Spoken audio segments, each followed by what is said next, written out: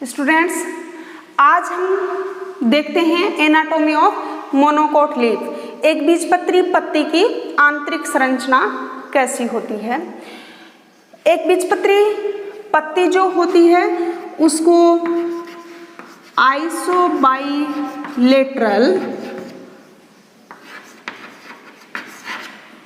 Leaf कहा जाता है। आइसो मतलब समान, बाई यानी दो, लेटरल यानी पार्श्व। तो आइसोबाइलेटरल मतलब समद्विपार्श्व। इसमें जो ब्रांच या स्टेम पे जो लीफ लगी होती है वो क्या होती है, इसके पैरेलल होती है। और पैरेलल होने की वजह से सनलाइट जो होती है वो दोनों सरफेस, लीफ की दोनों सतहें उन पे समान रूप से पड़ती हैं। और समान रूप से लाइट पड़ने के कारण जो दोनों सरफेस हैं उनकी स्ट्रक्चर क्या होती है, बिल्कुल समान होती है। इसीलिए इसको कहते हैं आइसोबाइलेटरल या समद्विपार्श्विक लीफ। अब इसमें जो सीरा विन्यास है वो कैसा होता है, हमने डाइकोट लीफ में देखा था, वहाँ पे रेटिकुलेट या जालिकावत था, जबकि मोनोकोट लीफ में सीरा विन्यास क्या होता है, पैरेलल होता है, एक दूसरे के समानांतर होती हैं ये। यहाँ पे जो मध्य सिरा है वो हल्की सी मोटी होती है बाकी के बजाय, लेकिन बहुत ज़्यादा फर्क नहीं होता। तो मोनोकोट लीफ में जो वेस्कुलर बंडल हैं वो एक दूसरे के पैरेलल अरेंज होते हैं, जबकि डाइकोट में हमने देखा था ऐसा नहीं होता है, क्योंकि वहाँ पे रेटिकुलेट सिरा विन्यास होता है।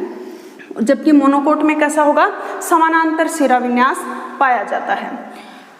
अब हम इसकी देखते हैं सेक्शन लेके कि इसकी एनाटॉमी कैसी होती है, आंतरिक स्ट्रक्चर, आंतरिक संरचना कैसी होती है। तो इसमें भी दो एपिडर्मिस होंगी, एक अपर एपिडर्मिस होगी और दूसरी क्या होगी, लोअर एपिडर्मिस।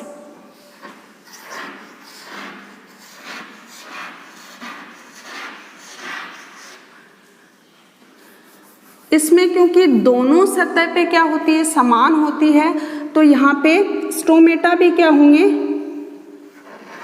दोनों सतह पे पाए जाते हैं, दोनों सरफेसेस पे पाए जाते हैं। जबकि हमने द्विबीजपत्री पत्ती में देखा था कि लोअर पे ज़्यादा होते हैं, अपर पे एब्सेंट या कम होते हैं, जबकि यहाँ पे दोनों सतह पे समान रंध्र पाए जाते हैं। और यहाँ पे जो रंध्रों की गार्ड सेल्स हैं, द्वार कोशिकाएं होते हैं, वो डंबल शेप्ड की होती हैं और इनमें क्लोरोप्लास्ट पाया जाता है। ये हुई अपर एपिडर्मिस।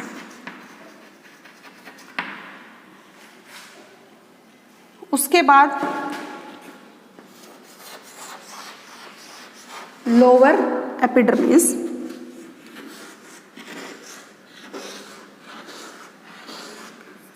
लोअर एपिडर्मिस पे भी क्या होंगे,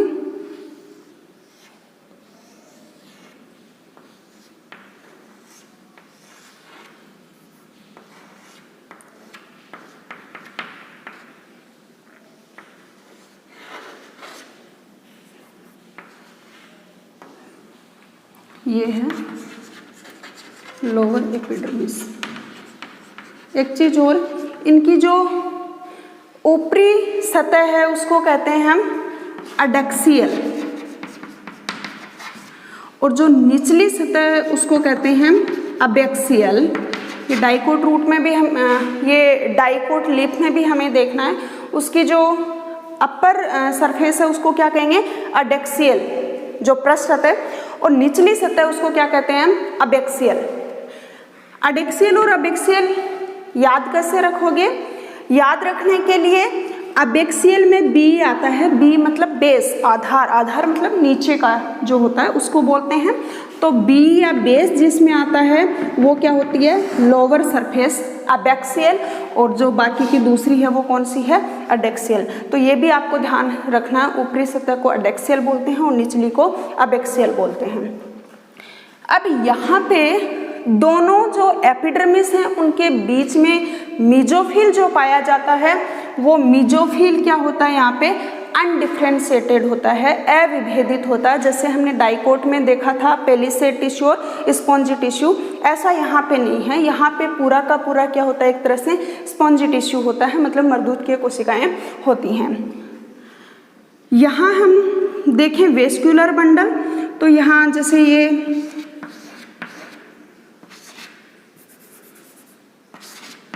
जाइलम है और ये फ्लोएम है, तो यहाँ भी वेस्क्यूलर बंडल कैसे होंगे, संयुक्त, संपार्श्विक और एवर्दी, मतलब क्लोज टाइप के होंगे। एधा एब्सेंट होगी, कंजॉइंट कोलेटरल। इसके बाद यहाँ पे जो एक्सटेंशन पाया जाता है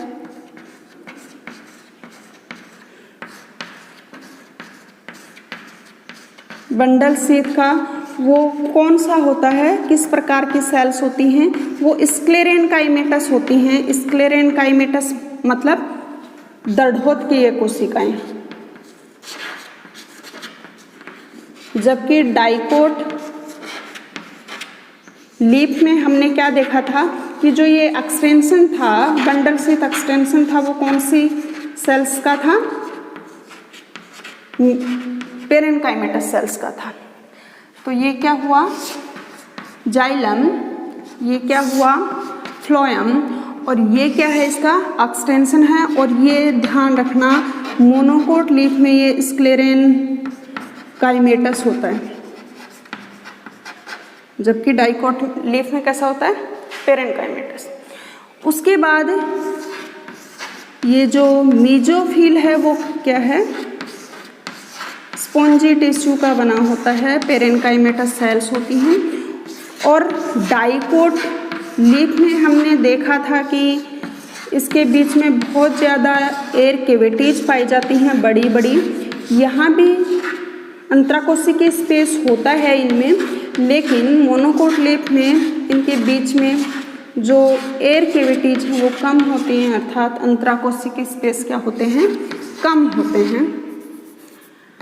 यहाँ पे ये सब स्टोमेटल कैविटी है, ये भी क्या होती है, थोड़ी छोटी होती है।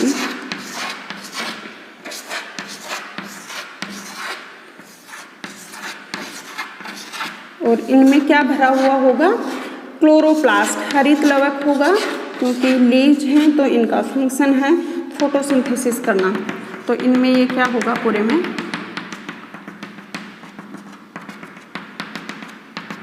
क्लोरोप्लास्ट होगा। ये है इसका मीजोफिल, अनडिफ्रेंशिएटेड, अविभेदित। अब इसमें हम एक चीज और देखते हैं, यहाँ भी क्या होगी, ये सब स्टोमेटल कैविटी होगी, लेकिन थोड़ी छोटी। अब हम एक चीज और देखते हैं, मोनोकोट लीफ में जहाँ हम एपिडर्मिस पहले पढ़ रहे थे, एपिडर्मल टिश्यू सिस्टम जहाँ पढ़ा था, वहाँ एक सेल पड़ी थी बुलिफॉर्म, बुलिफॉर्म सेल्स, या इनका दूसरा नाम था मोटर सेल्स। मोटर सेल्स के बारे में पढ़ा था।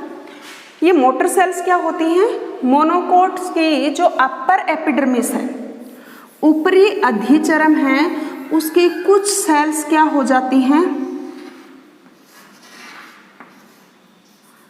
आकार में बड़ी हो जाती हैं, और ये एम्प्टी सेल्स होती हैं, कलरलेस सेल्स होती हैं, और साइज में बड़ी होती हैं। ये बुलिफॉर्म सेल्स, मोटर सेल्स क्या हैं, इनका फंक्शन क्या है, ये जैसे पानी की मात्रा खूब है, सफिशिएंट अगर वाटर है तो ये वाटर को एब्जॉर्ब करके क्या हो जाती हैं, टर्जिड हो जाती हैं, फूल जाती हैं। और फूलने की वजह से ये होती कहाँ पे हैं, ये जो वेन्स होती हैं उन पे पाई जाती हैं, वहाँ की जो सरफेस है उसके ऊपर पाई जाती हैं। तो जैसे ही सफिशिएंट वाटर होता है तो ये वाटर को ग्रहण करके क्या हो जाती हैं, टर्जिड हो जाती हैं, फूल जाती हैं, और जैसे ही फूलती हैं तो लीफ है वो एक्सपेंड कर जाती है, खुल जाती है, फैल जाती है। लेकिन जब वाटर की कमी हो जाती है तो ये मोटर सेल्स क्या करती हैं, इनसे वाटर है वो बाहर निकल जाता है और ये क्या करती हैं, फ्लैसिड स्टेज में चली जाती हैं, सिकुड़ जाती हैं और सिकुड़ते ही लीव है वो भी क्या हो जाती है, कर्ल हो जाती है, संकुचित हो जाती है, सिकुड़ जाती है। तो वो लीफ कर्ल होकर के क्या कर लेती है, सिकुड़ करके अपना जो सरफेस एरिया है उसको कम कर लेती है, अपना सतही क्षेत्रफल कम कर लेती है।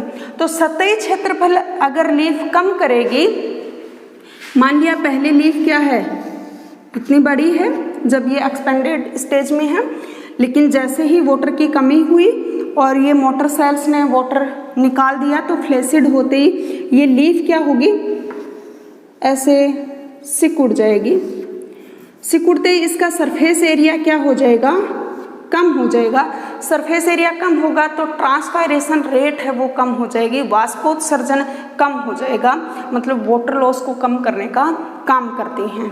तो ये था मोनोकोट लीफ की एनाटॉमी, आंतरिक संरचना। अब हम अगर दोनों लीफ में एक बार डिफरेंस देखें तो मोनोकोट और डाइकोट में, सबसे पहली बात करें हम, मोनोकोट लीफ को हम आइसोबाइलेटरल लीफ कहते हैं, जबकि डाइकोट लीफ को डोर्सिवेंट्रल लीफ कहा जाता है। मोनोकोट लीफ में जो शिरा विन्यास है वो समानांतर पैरेलल होता है, जबकि डाइकोट में ये जालिकावत या रेटिकुलेट होता है। मोनोकोट लीफ में बुलिफॉर्म सेल्स अपर एपिडर्मिस में पाई जाती हैं, जबकि डाइकोट लीफ में एब्सेंट होती हैं। मोनोकोट लीफ में ये जो मेसोफिल है वो अनडिफरेंशिएटेड होता है, जबकि डाइकोट में ये पेलिसेड और स्पॉन्जी टिश्यू में डिफरेंशिएटेड होता है। मोनोकोट लीफ में ये जो एक्सटेंशन है वो दृढ़ोतक या स्क्लेरेनकाइमेटस होता है, जबकि डाइकोट रूट में ये पेरेनकाइमेटस नेचर का होता है। मोनोकोट में अपर और लोअर एपिडर्मिस सेम होती हैं, अर्थात इनमें जो रंध्रों की संख्या है, स्टोमेटा हैं, वो भी लगभग क्या होते हैं, बराबर होते हैं, जबकि डाइकोट रूट में निचली अधिचरम पे रंध्रों की संख्या ज़्यादा होती है, ऊपरी अधिचरम पे या तो एब्सेंट होते हैं या बहुत कम संख्या में पाए जाते हैं। तो ये हैं दोनों लीफ में डिफरेंस। Thank you.